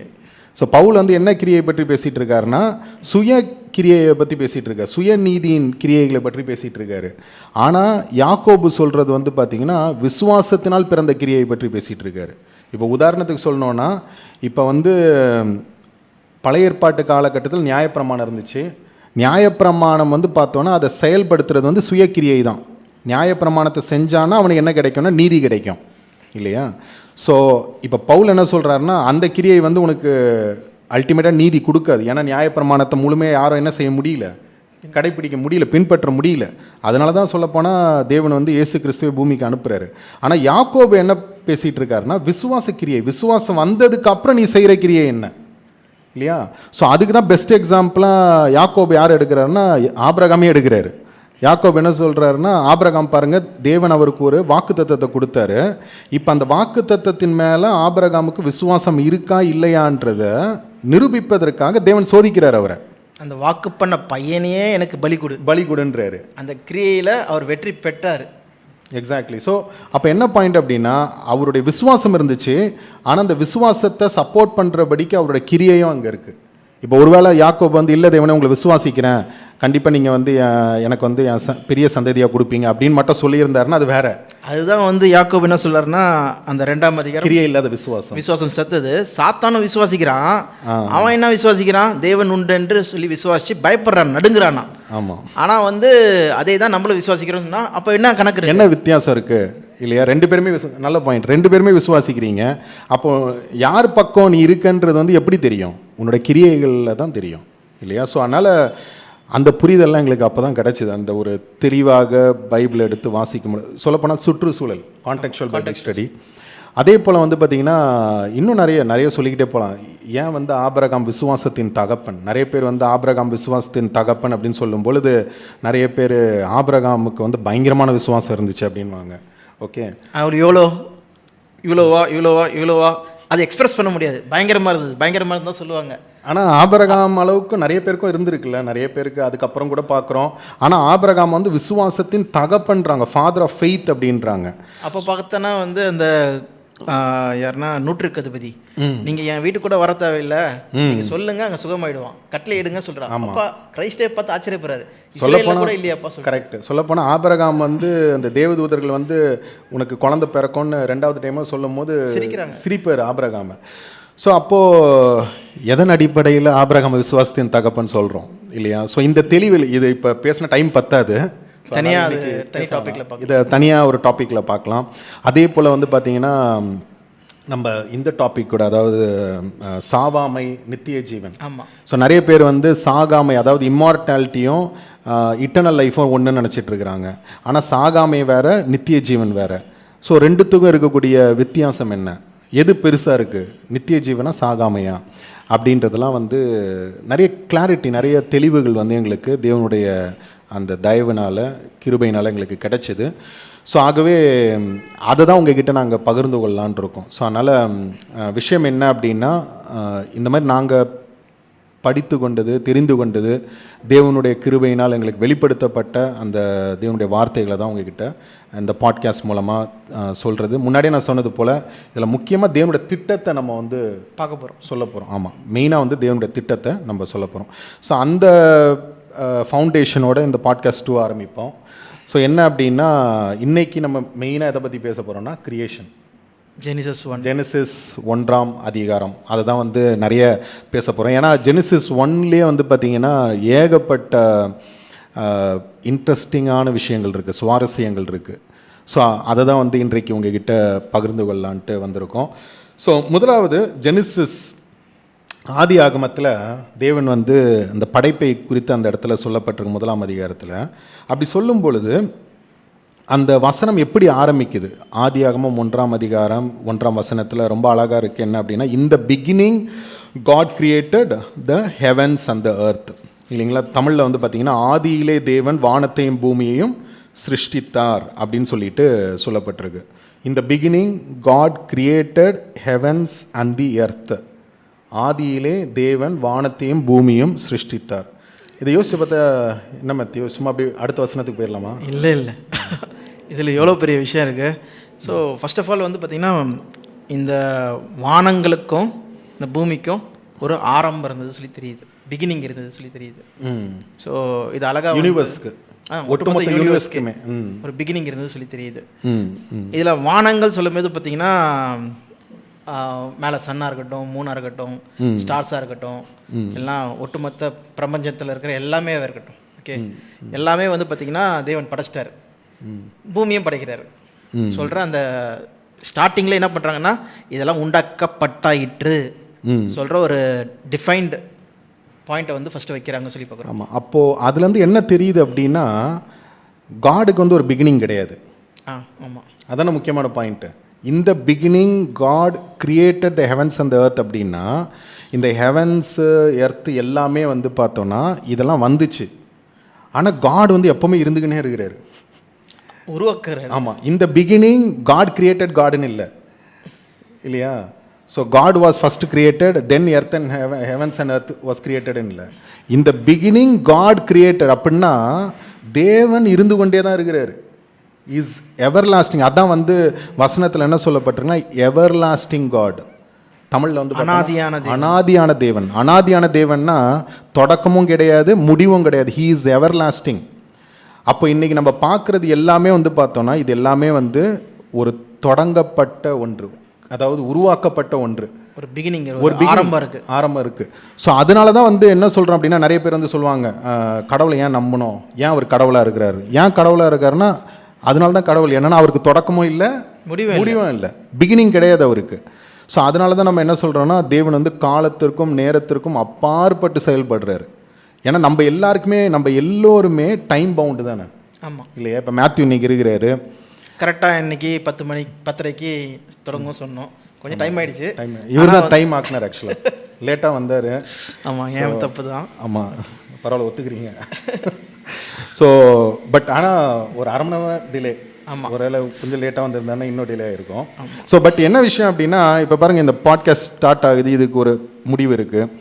அதே போல் வந்து பார்த்திங்கன்னா ஒரு ஜீவனுக்கு தொடக்கம் இருக்கும், முடிவு இருக்கும். அதனால தான் வந்து என்னென்னா பர்த்டேன்னு சொல்கிறோம், டெத் டேன்னு சொல்கிறோம். ஆமாம் இல்லையா? அதே போல் வந்து பார்த்திங்கன்னா இந்த யூனிவர்ஸில் இருக்கிற எல்லாவற்றுக்கும் ஒரு தொடக்கமும் இருக்குது, ஒரு முடிவும் இருக்குது. ஆமாம், ஒரு ஸ்டாராக இருக்கலாம் இல்லையா? ஸ்டார் கூட அது கூட என்ன ஆகுது, கடைசியில் சூப்பர் நோவா ஆகிட்டு வெடிச்சிருது ஒன்று, இல்லைனா வந்து டார்ஃப் இல்லை நியூட்ரான் ஸ்டார் மாதிரி மாறிடுது சயின்ஸ். ஸோ அதனால் வந்து பார்த்தோன்னா எல்லாவற்றுக்கும் இந்த அண்ட சராசரத்திற்கும் என்ன இருக்குது அப்படின்னா நேரம் காலம் இருக்குது. ஸோ அதை வச்சு தான் வந்து பார்த்தோன்னா என்ன சொல்கிறாங்கன்னா, எர்த்து இவ்வளோ வருஷம் ஆச்சு உருவாக்கப்பட்டு, இல்லைனா வந்து அதே போல் யூனிவர்ஸ் எத்தனையோ பில்லியன்ஸ் ஆஃப் இயர்ஸ் 13.7 கிட்டத்தட்ட 14 பில்லியன் இயர்ஸ்க்கு முன்னாடி யூனிவர்ஸ் வந்து உண்டாக்கப்பட்டது அப்படின்ட்டுலாம் வந்து சொல்கிறதுக்கான காரணம் என்ன அப்படின்னா, இது எல்லாவற்றுக்கும் என்ன இருக்குது அப்படின்னா ஒரு தொடக்கம் இருக்குது அப்படின்றத நம்ம வந்து பார்க்குறோம். ஆனால் வந்து தொடக்கமே இல்லாதவர் வந்து தேவன் தான். அதனால தான் அவரை வந்து நம்ம வர்ஷிப் பண்ணுறோம் காடுன்ட்டு. ஏன்னா அவருக்கு வந்து ஒரு ஆரம்பமும் கிடையாது, முடிவும் கிடையாது. He is eternal God. அவர் பேரே அதானே, ஐ ஆம் வாட் ஐ ஆம், நான் இருக்கின்றவராக இருக்கிறேன் அப்படின்னு சொல்கிறாரு. இல்லை இன்னொரு முக்கியமான விஷயம் கூட நம்ம என்ன நோட் பண்ணுறோம் அப்படின்னா, ரொம்ப இன்ட்ரெஸ்டிங்காக இப்போ நம்ம வந்து சயின்ஸை கொஞ்சம் யோசித்து பார்க்கும்போது, இந்த அண்ட சராசரம் எப்படி உருவாச்சு அப்படின்னா, சயின்ஸில் இன்னைக்கு அந்த பிக் பேங் தியரின்னு ஒன்று சொல்கிறாங்க இல்லையா? ஆமாம். ஸோ அது டெஃபினேஷன் சொல்லி பார்த்தீங்கன்னா, from nothing every thing game சொல்லி சொல்கிறாங்க. அப்போ என்னதுன்னா ஒன்றுமே இல்லையா, அது வந்து சிங்குலாரிட்டி சொல்லி சொல்கிறாங்க. அந்த ஒன்றுமே இல்லாத நிலைமையிலேருந்து வெடித்து அது வந்து ஒட்டுமொத்த பிரபஞ்சமாக வந்துச்சு. இந்த 13.7 இல்லைன்னா 14 பில்லியன், தமிழில் வந்து 1000 கோடி வருஷத்துங்களுக்கு முன்னாடி வந்து அந்த மாதிரி வந்துச்சு. லட்ச 1000 கோடி வருஷங்களுக்கு முன்னாடி வந்துச்சு சொல்லி சொல்கிறாங்க. ஸோ அதாவது என்னென்னா, இந்த பிக் பேங் தியரியோட கான்செப்ட் என்ன அப்படின்னா, அதாவது ஒன்றுமே இல்லாததுலேருந்து திடீர்னு ஒரு வெடிப்பு ஏற்பட்டு ஒரு பேங், அதுதான் வந்து பிக் பேங். ஸோ ஒரு வெடிப்பு ஏற்பட்டு அதன் மூலமாக அண்ட சராசரமே வந்து உருவாச்சு அப்படின்னு சொல்லிட்டு சொல்கிறாங்க. ஸோ சிம்பிளாக சொல்ல போனால் ஒன்றுமே இல்லாததுலேருந்து எல்லாம் வந்துச்சுன்றாங்க, அப்படி தானே? ஆமாம். என்னதுன்னா பார்க்குற விஷயம் இல்லை, எதுவுமே இல்லை, காண்கிற மெட்டீரியல்ஸ் எதுவுமே இல்லை, இன்விசிபிளாக டக்குன்னு வந்து என்னதுன்னா வெடிப்பு வந்து டக்குன்னு உருவாச்சு சொல்லி சொல்கிறாங்க.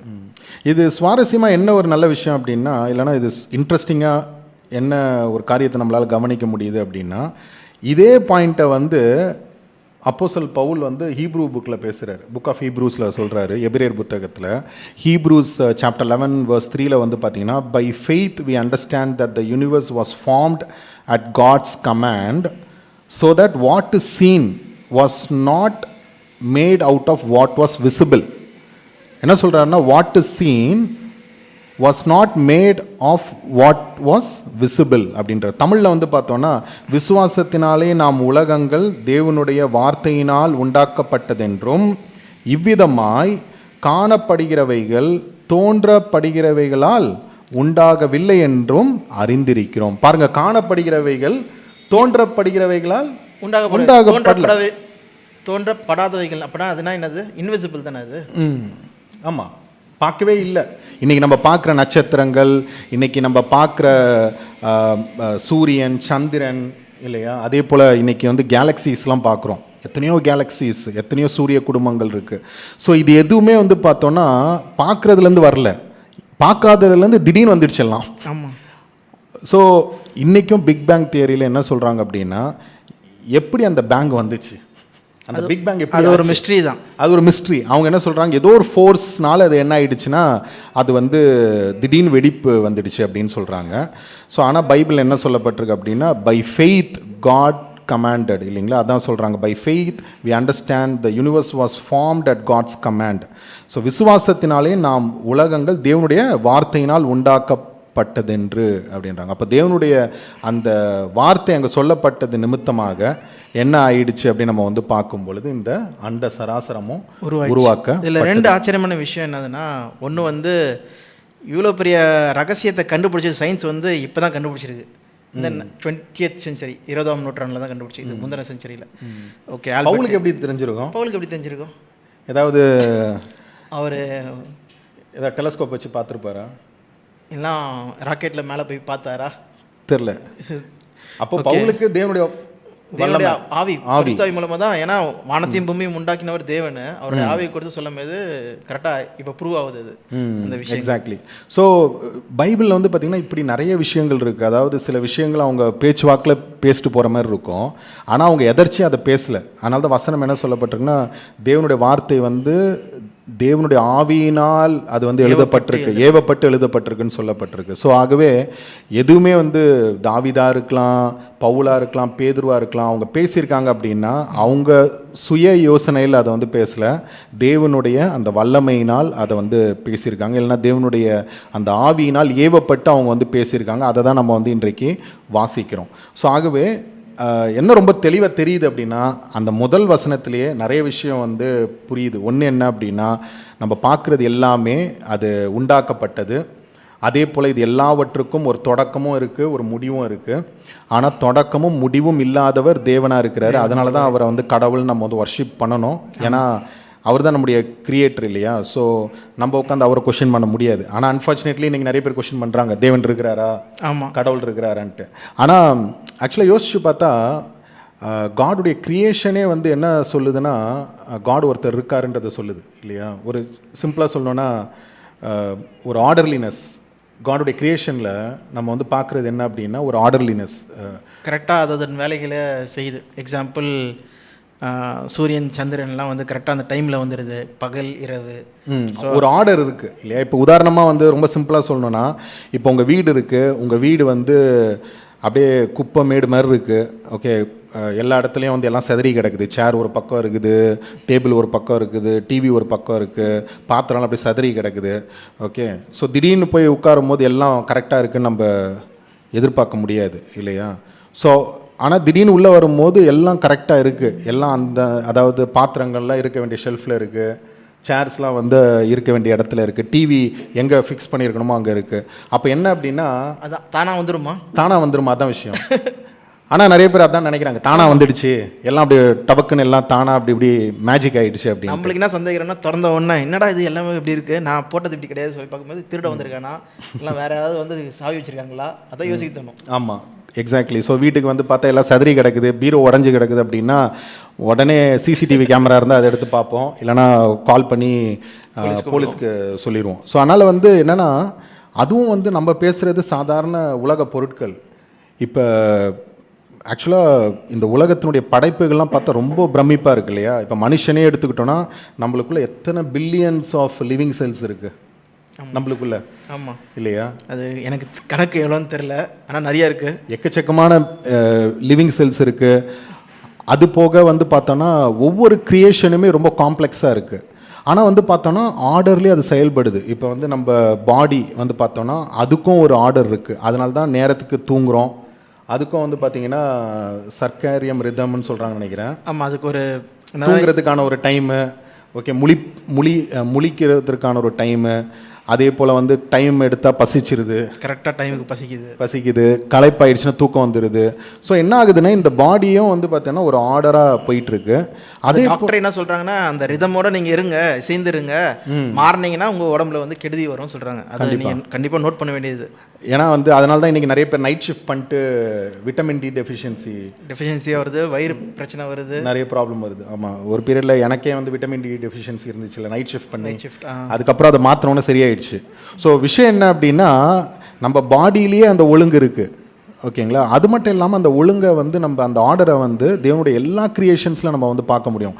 மரங்களை எடுத்துக்கிட்டிங்கன்னா நைட் ஆனால் தூங்கிடுது, செடியெலாம் வந்து பார்த்திங்கன்னா அப்படியே தூங்கிடுது இல்லையா? ஆனால் பகலில் பார்த்தீங்கன்னா காலையில் பார்த்தீங்கன்னா அப்படியே பிரைட்டாக இதுவாகும், அப்படியே ஷைன் ஆகும் லீவ்ஸ்லாம்.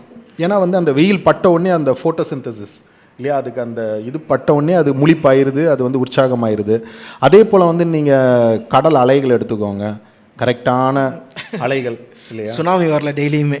இப்போ யோசிச்சு பாருங்கள், அந்த மாதிரி இருந்தால் எப்படி இருக்கும்? இப்போ திடீர்னு பேசிகிட்டு இருக்கோம், சுனாமி வருது, திடீர்னு வந்து ஒரு நாள் வந்து சுனாமி வரல, நார்மலாக இருக்குது, திடீர்னு பார்த்தா தண்ணியே இல்லை உள்ள யோசிச்சு பாருங்க, மெரினா பீச் போகிறீங்க, போனால் தண்ணியே இல்லை, அப்படியே கீழே உள்வாங்கியிருக்கு, என்ன ஆவீங்க? பார்த்தோன்னே எப்படி இருக்கும் உங்களுக்கு?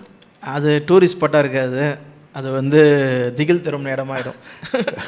டெரர் ஸ்பாட்டாக மாதிரி இருக்கும். ஆமாம், டெரர் ஸ்பாட் ஆகிடும். ஸோ ஒரு பயம் ஏற்பட்டுரும் இல்லையா? ஏன்னா வந்து அது வந்து அதனுடைய ஒழுங்கிலிருந்து அது மீறும் பொழுது அப்போ என்ன ஆகுது அப்படின்னா ஆட்டோமேட்டிக்காக நம்மளுக்குள்ள ஒரு பதற்றத்தை ஏற்படுத்துது. எப்படி வந்து நம்ம வீட்டில் வந்து பாத்திரங்கள் சதறி கிடந்துச்சுன்னா, இல்லைனா வந்து பீரோ திறந்து இருக்குது அப்படின்னா பார்த்தோன்னே ஒரு பயம் வருதோ, அதே போல் இந்த இயற்கையிலையும் ஒரு மாற்றம் நடக்கும் பொழுது ஒரு பயம் வருது, ஏதோ ஒரு ஒழுங்கு அடி வாங்குதுன்னு தெரியுது. அப்போ என்ன நம்ம புரிந்து கொள்கிறோம் அப்படின்னா, இப்போ வீடு வந்து ஒழுங்காக இருப்பதற்கு காரணம் அதான் ஒழுங்காக இல்லை, நம்ம ஒழுங்காக வச்சுக்கிறோம். அதனால தான் வந்து என்ன செய்கிறோம்னா, நிறைய பேரை வந்து வீட்டை பேர் ஒழுங்காக வச்சுக்கிறது இல்லை இல்லையா, சுத்தமாக வச்சுக்கிறது, வேலைக்காரங்களை வச்சாச்சும் ஒழுங்கு பண்ணிக்கிறோம் இல்லையா, எல்லாத்தையும் க்ளீனாக வச்சுக்கிறோம், மாப் போடுறோம், பெருக்கிறோம் இல்லையா. ஸோ அதன் மூலமாக வந்து பார்க்கும்பொழுது வீடு சுத்தமாக இருக்குது அப்படின்னு சொல்லிட்டு சொல்கிறோம். அதுவும் அப்படி மட்டும் இல்லாமல் நம்ம என்ன சொல்லுவோம்னா, நல்லா வீடை சுத்தமாக வச்சுருக்கீங்கன்னு சொல்கிறோம், வீடு அதே சுத்தமாக இருக்குன்னு சொல்ல மாட்டோம் இல்லையா. ஸோ அப்போ என்ன அப்படின்னா, ஒரு ஆர்டர்லி, அதாவது ஒரு ஒழுங்கு இருக்குது அப்படின்னா அதன் பின்னாடி ஒரு இன்டெலிஜென்ஸ் இருக்குது. அப்படி இருக்கும் பொழுது இந்த இயற்கை இது வந்து ரொம்ப காம்ப்ளெக்ஸ், சாதாரணமாக வீடு மாதிரி கிடையாது, ரொம்ப காம்ப்ளெக்ஸ். இது எல்லாமே ஒழுங்காக செயல்படணும். சூரியன் அந்த டைமுக்கு வரணும், சந்திரன் அந்த டைமுக்கு காணப்படணும், அதே போல் சமுத்திரம் இல்லைங்களா, கடல் வந்து அலைகள் இந்த அளவுக்கு தான் வரணும், அது இதுக்கு மேலே வரக்கூடாது அப்படின்னு சொல்லி இந்த இயற்கை நிதிகள் இல்லைன்னா இயற்கை நியதிகள், ரூல்ஸ், இது எல்லாமே வந்து சும்மா எதர்ச்சியாக வர்றதுக்கான வாய்ப்புகள் கிடையாது. அதனால தான் வந்து தாவீது ரொம்ப அழகாக என்ன சொல்கிறாருன்னா, தேவன் இல்லைன்னு சொல்லிட்டு மதிக்கெட்டவன் சொல்வான் அப்படின்னு சொல்கிறார். காரணம் என்ன அப்படின்னா, அவருடைய சிருஷ்டிப்புகளே வந்து காட் ஒருத்தர் இருக்காருன்றத ரொம்ப தெளிவாக நமக்கு சொல்லுது. இங்கே பின்னாடி நம்ம போட்டிருக்கோம் பார்த்தீங்கன்னா, சங்கீதம் 19:1 வந்து வானங்கள் தேவனுடைய மகிமையை வெளிப்படுத்துகின்றன. ஸோ அதுவே அவர் யாருன்னு சொல்லி வெளிப்படுத்தி சொல்லிப்பாங்க. அதான் வானங்கள் வந்து தேவனுடைய மகிமையை வந்து அது வெளிப்படுத்தக்கூடியதாக இருக்குன்ட்டு நம்ம வந்து பார்க்குறோம். சரி, அடுத்தபடியாக அது ஒரு விஷயம். ஸோ நெக்ஸ்ட் விஷயம் வந்து பார்க்கும்பொழுது நம்மளுக்கு என்ன தெரியுது அப்படின்னா, ஒரு நிமிஷம் சவுண்ட் வருது, ஒரு நிமிஷம்.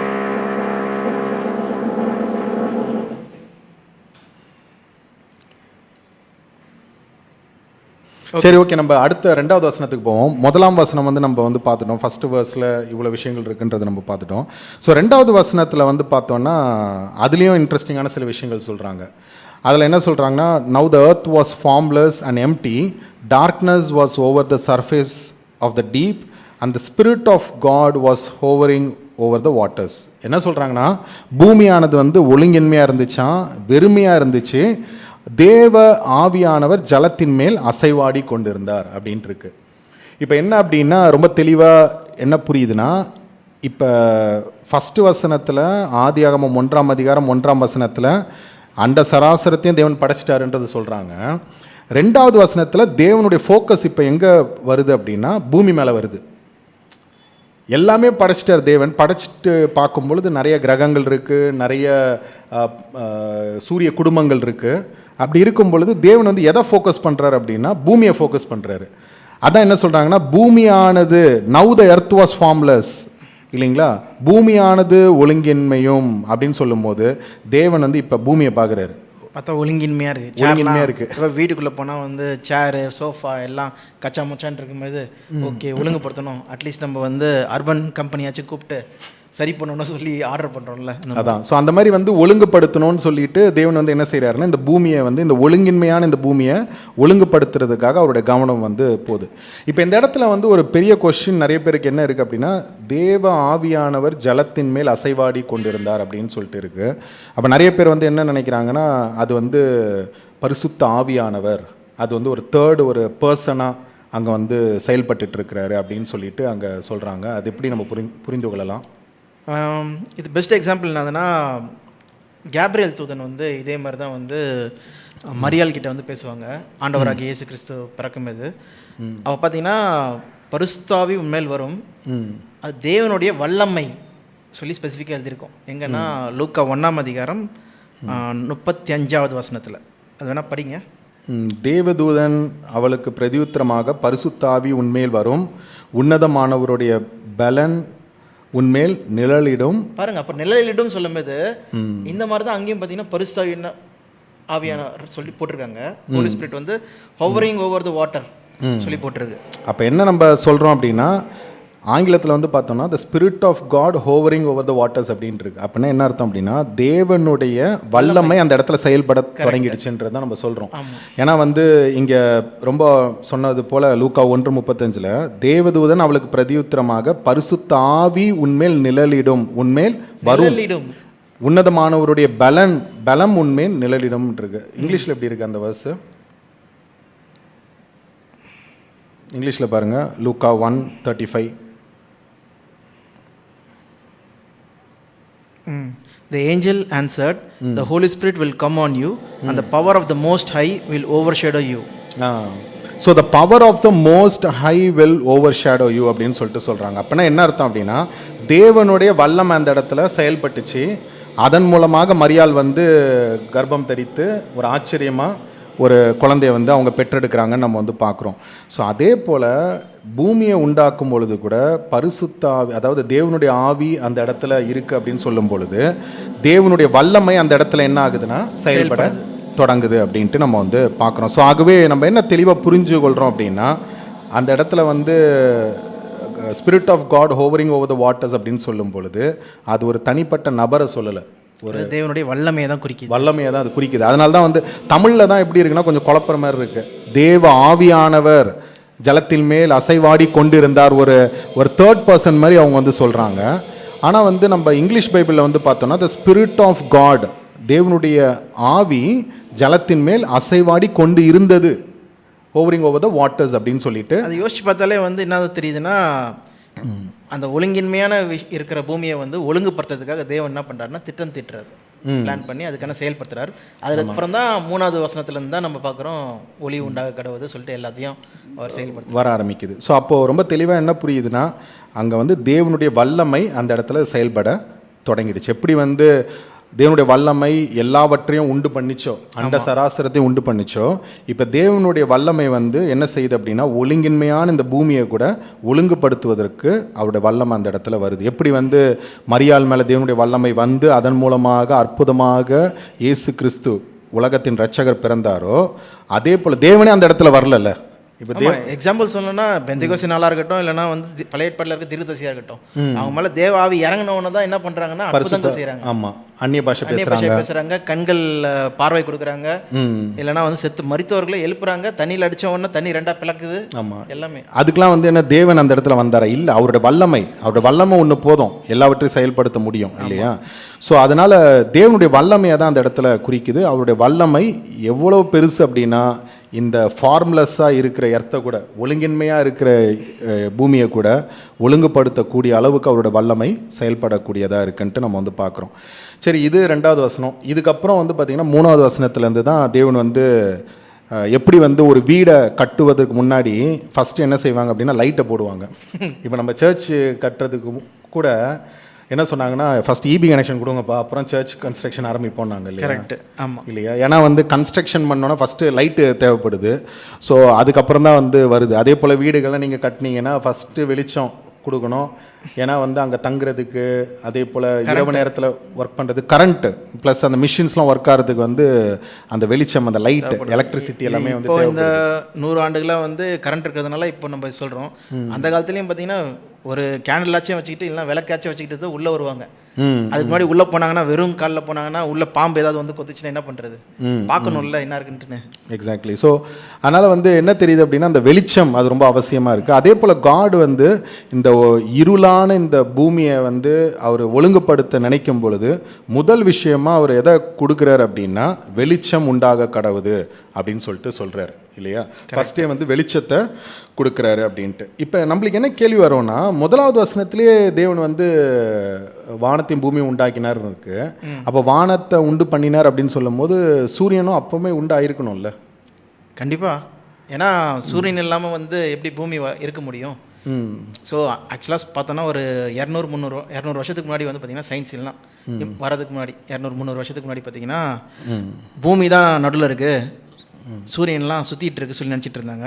இப்போ தான் கண்டுபிடிச்சிருக்காங்க, சயின்ஸ் மூலமாக கண்டுபிடிச்சிருக்கிறதுனா சூரியன் தான் நடுவில் இருக்குது, நம்ம எல்லாம் என்ன பண்ணுறோன்னா பூமியெல்லாம் வந்து சுற்றிட்டு இருக்கு, இந்த மாதிரி நிறைய கோள்கள் இருக்குது, பிளானட்ஸ் இருக்குது மொத்தம் 8 பிளானட்ஸ் இப்போ இருக்குன்னு சொல்லி ஃபைனலைஸ் பண்ணியிருக்காங்க சொல்லி பார்க்குறோம். ஸோ அப்போ என்ன அப்படின்னா முதலே சூரியனை உண்டு பண்ணிட்டாரு. ஆமாம், அப்படி இருக்கும் பொழுது வானங்களையும் ஆமாம் பின்பு பூமியை பண்ணுறாரு, அப்புறம் பூமியை வந்து ஃபோக்கஸ் பண்ணுறாரு. இப்போ பூமியை ஃபோக்கஸ் பண்ணும்போது ஃபஸ்ட்டு வந்து வெளிச்சம் உண்டாக கடவுது அப்படின்னு சொல்லும்போது அப்போ என்ன கேள்வி வரும்னா, அப்போது ஃபஸ்ட்டே சூரியன் வந்துடுச்சு, அப்படி இருக்கும்பொழுது இப்போ ஏன்ப்பா வெளிச்சம் உண்டாக கடவுதுன்னு சொல்கிறாரு அப்படின்ற ஒரு கொஷின் வரலாம். கண்டிப்பாக இல்லையா?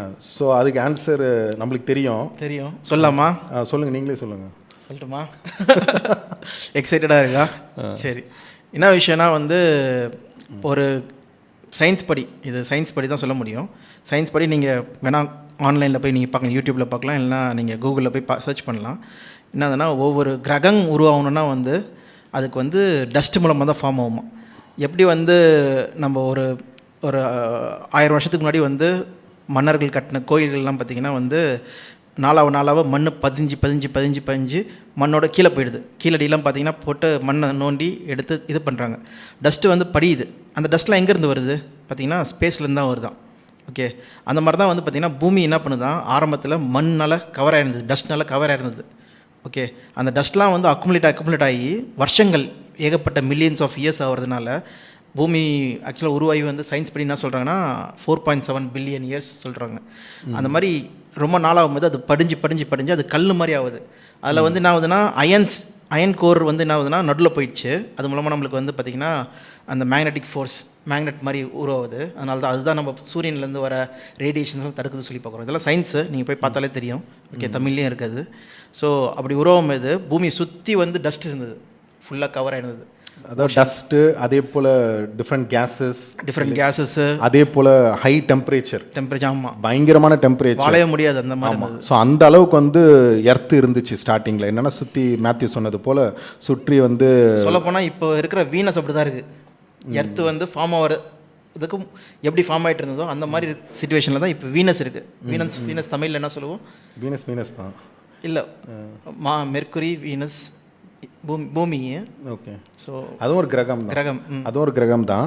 அது மட்டும் இல்லாமல் வந்து ஆக்சுவலாக வந்து செவ்வாய் கிரகம், மார்ஸ், வீனஸ் தெரியலையே நம்மளுக்கு.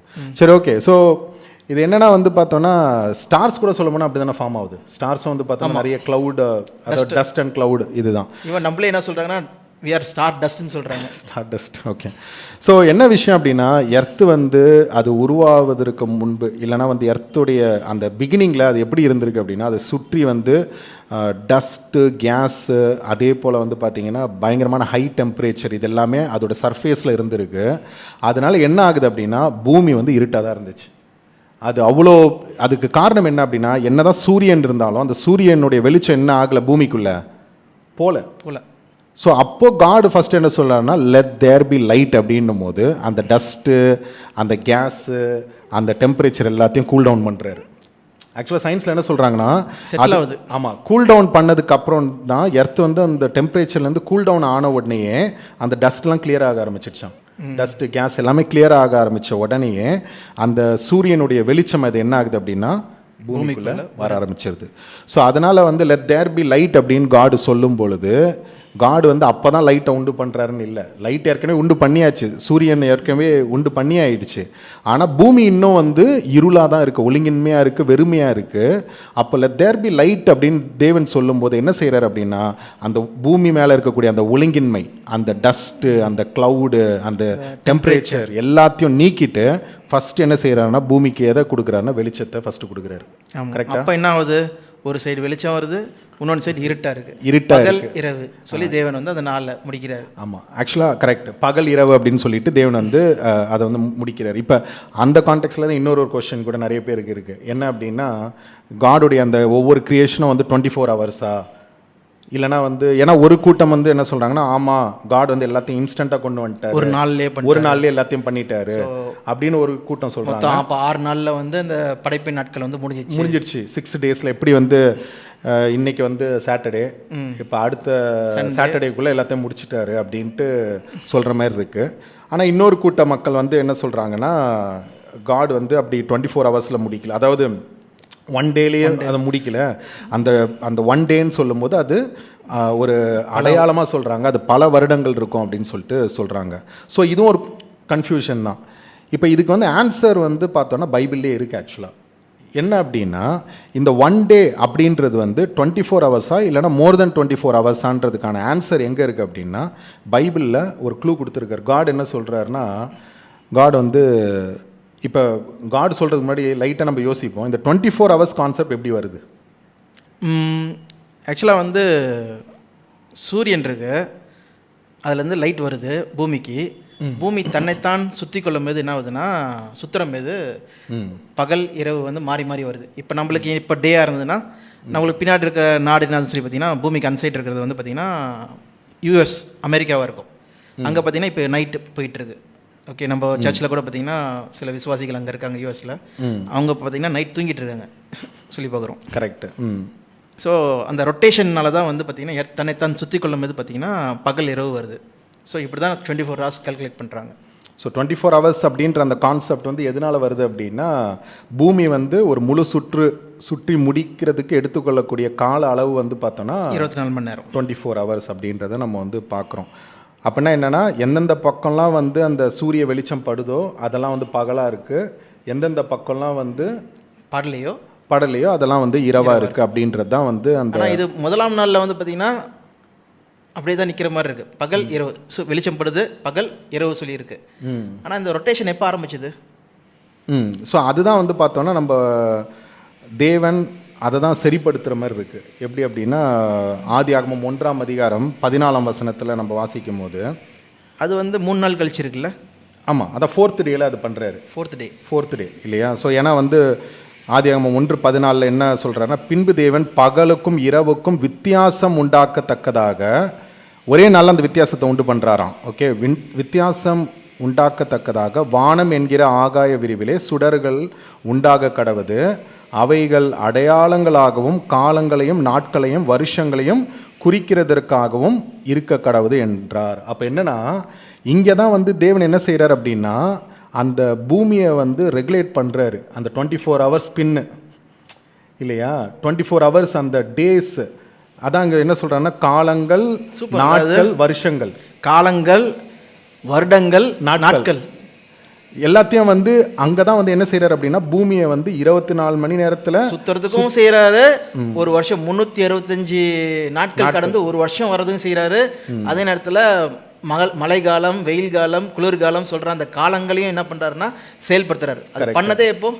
4வது நாளில் தான். ஏன்னா வந்து அப்போ தான் 16வது வசனத்தில் பார்த்தீங்கன்னா, ஜெனிசிஸ் ஆதியாகமம் 1:16 தேவன் பகலை ஆள பெரிய சுடரும் இரவை ஆள சிறிய சுடரும் ஆகிய 2 மகத்தான சுடர்களையும் நட்சத்திரங்களையும் உண்டாக்கினார். அப்போ 4th டேயில் தான் காட் என்ன செய்கிறார் அப்படின்னா, அதை வந்து ரெகுலேட் பண்ணுறாரு. ஆமாம். இப்போ என்னென்னா, அப்போனா என்ன கொஸ்டின், அப்போ சூரியன் ஏற்கனவே இருந்துச்சு இல்லையா? அப்போது ஸ்டார்டிங்கில் என்ன செய்கிறாருன்னா, அந்த சூரியனுடைய வெளிச்சத்தை வந்து உள்ளே கொண்டு வந்துட்டார். வெளிச்சம் உண்டாக கடவுதுன்னு சொல்லும் போது பூமிக்குள்ளே வந்து வெளிச்சம் வந்துடுச்சு. இப்போ நெக்ஸ்ட் வந்து காட் என்ன செய்கிறார் அப்படின்னா, எர்த்தை வந்து அதை வந்து சீர்படுத்துகிறார். காலங்கள், நாட்கள், நேரங்கள் எல்லாவற்றையும் வந்து செயல்படுத்துவதற்காக, வருடங்கள் எல்லாவற்றையும் சரியாக செயல்படுத்துறதுக்காக எர்த்தை வந்து என்ன செய்கிறாருன்னா ரெகுலேட் பண்ணுறாரு. அது எப்படி பண்ணுறாருன்னா, அது வந்து ஒரு நாள் அது முழுமையாக சுற்றி முடிப்பதற்கு, சுற்றி கொள்றதுக்கும் சூரியனை சுற்றி வர்றதுக்கும் அந்த டைமில் வர்றதெல்லாம் பார்த்திங்கன்னா காலங்கள், வருடங்கள், நாட்கள் சொல்லி பார்க்குறோம். ஸோ அதை குறிக்கிறதா இருக்குது. ஆமாம். ஸோ இதில் வந்து ஆக்சுவலாக வந்து என்னென்னா, இங்கே எஸ்பெஷலி இந்த வசனத்தில் வந்து பார்த்தீங்கன்னா ஆதியாகமம் 1:16 தேவன் இருக்குது. ஓகே, சொல்லுங்கள். அந்த கேள்வி தான் நீங்கள் படித்த வசனத்தில் தான் மெய்டு. அதான் இப்போ சொல்லான்னு வரேன். ஆக்சுவலாக என்னென்னா வந்து 16வது வசனத்தில் தேவன் வந்து உண்டாக்கினார் அப்படின்னு சொல்லிட்டு இருக்கு இல்லையா? அதாவது தேவன் வந்து பகலையால பெரிய சுடரும் இரவையால சிறிய சுடரும் அப்படின்னு சொல்லிட்டு 2 மகத்தான சுடர்களை உண்டாக்கினார் அப்படின்னு சொல்லிட்டு இருக்கு. இப்போ நிறைய பேருக்கு என்ன கொஸ்டின் வரோம்னா, அப்போ இங்கே தானே உண்டாக்குனாரு, இப்போ தானே காட் வந்து கிரியேட் பண்ணாருன்னு இருக்கே, ஆனால் நீங்கள் ஃபஸ்ட்டே சூரியனை உண்டாக்கிட்டாருன்னு சொல்கிறீங்க அப்படின்னு சொல்லி ஒரு குழப்பம் வரலாம். ஆனால் இங்கே வந்து நம்ம ஹீப்ரூவில் எபிரேயரில் போய் பார்க்கும் பொழுது இங்கே உண்டாக்கினார் அப்படின்ற வார்த்தை வந்து என்ன அப்படின்னா ஆஷா அப்படின்ற ஒரு வார்த்தை இல்லையா? ஆஷான்ற ஒரு ஆஷ் அப்படின்ற ஒரு வார்த்தை. இந்த வார்த்தை வந்து எதை குறிக்குது அப்படின்னா, ஃபஸ்ட் புதுசாக கிரியேட் பண்ணாருன்னு சொல்லலை. இந்த வார்த்தை என்ன செய்யுது என்ன சொல்லுது அப்படின்னா, தேவன் வந்து அதை சீர்படுத்துறாரு. டு செட் அப்படின்றது அதற்கான அர்த்தமாக இருக்குது. ஆமாம், எங்கேயுமே வந்து படைத்தார் சொல்கிறதுக்கு வந்து இந்த வார்த்தை யூஸ் பண்ணப்படல, இந்த எபிரேய வார்த்தை. ஓகே, கிரியேட்டட் சொல்கிறதுக்கு வந்து யூஸ் பண்ணப்படல, இது செட் பண்ணப்பட்டது. இப்போ எக்ஸாம்பிள் சொல்லணும்னா, I made this water to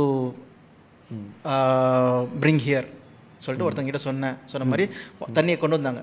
தண்ணியை உருவாக்குன்னு சொல்கிறதுக்கு வந்து இந்த வார்த்தை யூஸ் பண்ணல. அதை சிம்பிளாக சொல்லணும்னா, I added a lemon and made a lemon drink through this water. Correct, exactly அப்படின்னு சொல்லலாம் இல்லையா? ஸோ என்னன்னா வந்து லெமனை நான் உண்டு பண்ணிட்டேன்னு சொல்லலை, இந்த ஏற்கனவே இருக்குது இதெல்லாம், இதை வந்து இதன் மூலமாக நான் என்ன செய்கிறேன்னா ஒரு லெமனேடு, ஒரு லெமன் ஜூஸை வந்து நான் செஞ்சேன் அப்படின்னு சொல்கிறது தான் அங்கே விஷயம். ஸோ அப்போது என்ன நம்மளுக்கு புரியுது அப்படின்னா, 4வது நாளில் தேவன் எர்த்தை வந்து என்ன செய்கிறாருன்னா சீர்படுத்துகிறார். எப்படி சீர்படுத்துகிறார் அப்படின்னா, அந்த காலங்கள் ஒரு நாள், அதே போல் வந்து காலங்கள், வருடங்கள், இதெல்லாம் வந்து அறிந்து கொள்வதற்காக எர்த்துடைய அந்த ரொட்டேஷனை வந்து அவர் வந்து சீர்படுத்துகிறார். அப்போ அதுக்கு முன்னாடி அந்த ரொட்டேஷன் எப்படி இருந்திருக்கும்னு நமக்கு தெரில. அது பைபிளில் வந்து பார்த்தோன்னா வெறும் பகல் இரவு மட்டும் சொல்லியிருக்காங்க. அந்த ரொட்டேஷனை நாட்கள் உண்டாக்குனதே வந்து பார்த்தீங்கன்னா 4வது நாள் சொல்லும் போது அப்போ ரொட்டேஷனே அப்போ தான் ஆயிருக்கு சொல்லி பார்க்குறோம். ஸோ ஆனால் படைப்பு நீங்கள் சொன்ன மாதிரி நம்ம பார்த்த மாதிரி 1ஆம் வசனத்தில் என்ன இருக்குன்னா, படைத்தார் சொல்கிற வார்த்தை இருக்குது. அந்த வார்த்தை ஆஷ் கிடையாது, அந்த வார்த்தை படைப்பு, கிரியேட் பண்ணார் சொல்லியிருக்கு. ஆனால் இது வந்து என்ன செய்யணும்னா ரெகுலேட் பண்ணுறாரு, சரிப்படுத்துறாரு, சீர்படுத்துறாரு அப்படின்னு நம்ம வந்து எடுத்துக்கலாம். அப்போ என்ன தெரியுதுன்னா 4th டே தான் இதை வந்து பண்ணுறாரு. அப்போ அந்த 24 ஹவர்ஸ்ன்ற அந்த கான்செப்டே எப்போ வருதுன்னா 4th டே தான் வருது, 4th கிரியேஷன் டே இதில் தான் வருது. ஆமாம். அப்போ அப்படி இருக்கும் பொழுது ரொம்ப தெளிவாக என்ன தெரியுது அப்படின்னா, ஒரு நாளும் 24 மணி நேரம் நம்ம எடுத்துக்கொள்ள முடியாதுன்றத கேள்வியே வர்றது என்னதுன்னா, அப்போ முன்னாடி இருந்த 3 நாட்கள் என்ன நாட்கள்ப்பா? கரெக்ட். அப்போ கண்டிப்பாக 24 மணி நேரம் இருக்க முடியாது அப்படின்றது தான் அதுக்கான பதிலாக இருக்குது. ஸோ அப்படி இருக்கும் பொழுது அப்போ அந்த ஒவ்வொரு நாட்களும் எத்தனை நாட்களா, எத்தனை மாதங்கள், இல்லை வாரங்கள் அப்படின்னு நம்ம பார்க்கும் பொழுது அதுக்கும் பைபிள் ஆன்சர் இருக்கு இல்லையா? ஆமாம். என்ன ஆன்சர்? அது ஆன்சர் சொல்லணுன்னா வந்து தேவனுடைய 7ஆம் நாள் வச்சு தான் ஆன்சரே இருக்குது. தேவன் 7ஆம் நாள் ஓய்ந்திருந்தார். பார்க்கும்போது வந்து ஒவ்வொரு நாட்களும் நான் படைப்பின் நாட்கள் சொல்லி பார்க்கும்போது ஈவினிங் அண்ட் மார்னிங், ஓகே, சாயங்காலமும் விடிய களவுமாயி 1ஆம் நாள் ஆயிற்று, 2ஆம் நாள் ஆயிற்று சொல்லிட்டு அப்படி 6 நாட்கள் இருக்குது.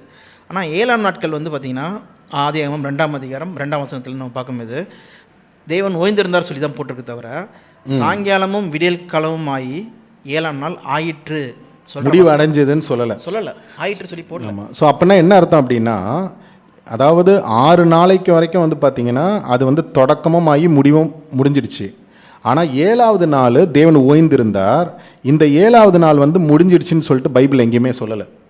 ஸோ அப்படின்னா என்ன அர்த்தம் அப்படின்னா, தேவன் ஓய்ந்திருந்ததுலேருந்து, அதாவது கடைசி தேவன் படைச்சது மனுஷங்களை, அப்படி 6ஆம் நாள் படைச்சார். ஸோ படைச்சிட்டு 7ஆம் நாள் ஓய்ந்திருந்தார். அந்த சமயத்திலேருந்து இப்போ வரைக்கும் பார்த்தீங்கன்னா நம்ம வந்து தேவனுடைய 7ஆம் நாளில் தான் இருக்கும். எவ்வளோ பெரிய ஆச்சரியம்! ஏன் அப்படின்னா இது ரொம்ப தெளிவாக நம்ம எப்படி புரிந்து கொள்கிறோம் அப்படின்னா, எபிரேயர் புத்தகத்தில் 3ஆம் 4ஆம் அதிகாரத்தை நீங்கள் போய் வாசித்து பார்த்தீங்கன்னா அப்போஸ்தலன் பவுல் ரொம்ப தெளிவாக சொல்கிறார். என்ன சொல்கிறார் அப்படின்னா, அதாவது இன்று அவருடைய சத்தத்தை கேட்பீர்களாகில், if you listen to his voice today, அந்த டுடே அப்படின்ற வார்த்தையை வந்து அங்கே ரொம்ப பயன்படுத்துவார் பவுல்.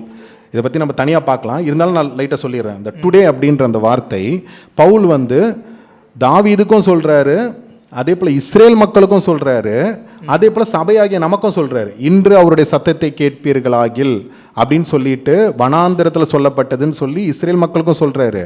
அதே போல் தாவீதுக்கும் அது சொல்லப்பட்டுச்சுன்னு சொல்கிறாரு. அதே போல் வந்து பார்த்திங்கன்னா சபையாகிய நமக்கும் என்ன சொல்கிறாருன்னா, இன்று அவருடைய சத்தத்தை கேட்பீர்களாகில் அப்படின்னு சொல்லிட்டு சொல்கிறார். அதே போல் இன்னொரு இடத்துல என்ன சொல்கிறாருன்னா, இன்று எனப்படும் அளவும் ஒருவருக்கொருவர் என்ன செய்யுங்க, நாள்தோறும் புத்தி சொல்லுங்க அப்படின்னு சொல்கிறார். ஆக்சுவலாக எபிரேயர் 3ஆம் அதிகாரம் 13ஆம் வசனம், இன்று எனப்படும் அளவும் நாள்தோறும் புத்தி சொல்லுங்கள். என்னப்பா இன்று இருக்கு, நாள்தோறும் இருக்கு. நாள்தோறும் சொல்லும் போது நம்மளுடைய ஒவ்வொரு நாளைக்கும், ஆனால் இன்று எனப்படும் அளவும். அப்போ அந்த இன்று என்னது? அதுவும் பார்த்தீங்கன்னா இன்று டுடே சொல்கிறது வந்து பார்த்தீங்கன்னா டபுள் கோட்ஸில் இருக்கும், ஓகே, 2 கோட்ஸில் இருக்கும். அங்கே அதே 4ஆம் அதிகாரத்தில் பார்த்தா அந்த இன்றை குத்தி சொல்லும் போது தேவனுடைய தேவன் 7ஆம் நாள் ஓய்ந்திருந்தார் அப்படின்னு சொல்லிட்டு இருக்கும். ஸோ அது ரொம்ப இன்ட்ரெஸ்டிங்கான பாயிண்ட். அதை வந்து நம்ம அடுத்த பாட்காஸ்ட்டில் வேணால் பார்க்கலாம். ஸோ ஆனால் என்ன புரியுது அப்படின்னா, தேவன் ஓய்ந்திருந்த அந்த 7ஆம் நாளிலிருந்து அதாவது இஸ்ரேல் மக்கள் பயணித்த காலமும் சரி, பழைய ஏற்பாட்டு காலகட்ட தீர்க்கதரிசிகளாக இருக்கலாம், புதிய ஏற்பாட்டில் வாழ்ந்த ஆண்டவராகிய இயேசு கிறிஸ்து அப்போஸ்தலர்களாக இருக்கலாம், சொல்லப்போனால் இன்று வாழ்ந்து கொண்டிருக்கக்கூடிய நாம இருக்கலாம். நாம் எல்லோருமே இருக்கிறது வந்து என்ன அப்படின்னா இன்றில் தான் இருக்கும். அது எந்த இன்று அப்படின்னா தேவனுடைய அந்த 7ஆம் நாள்.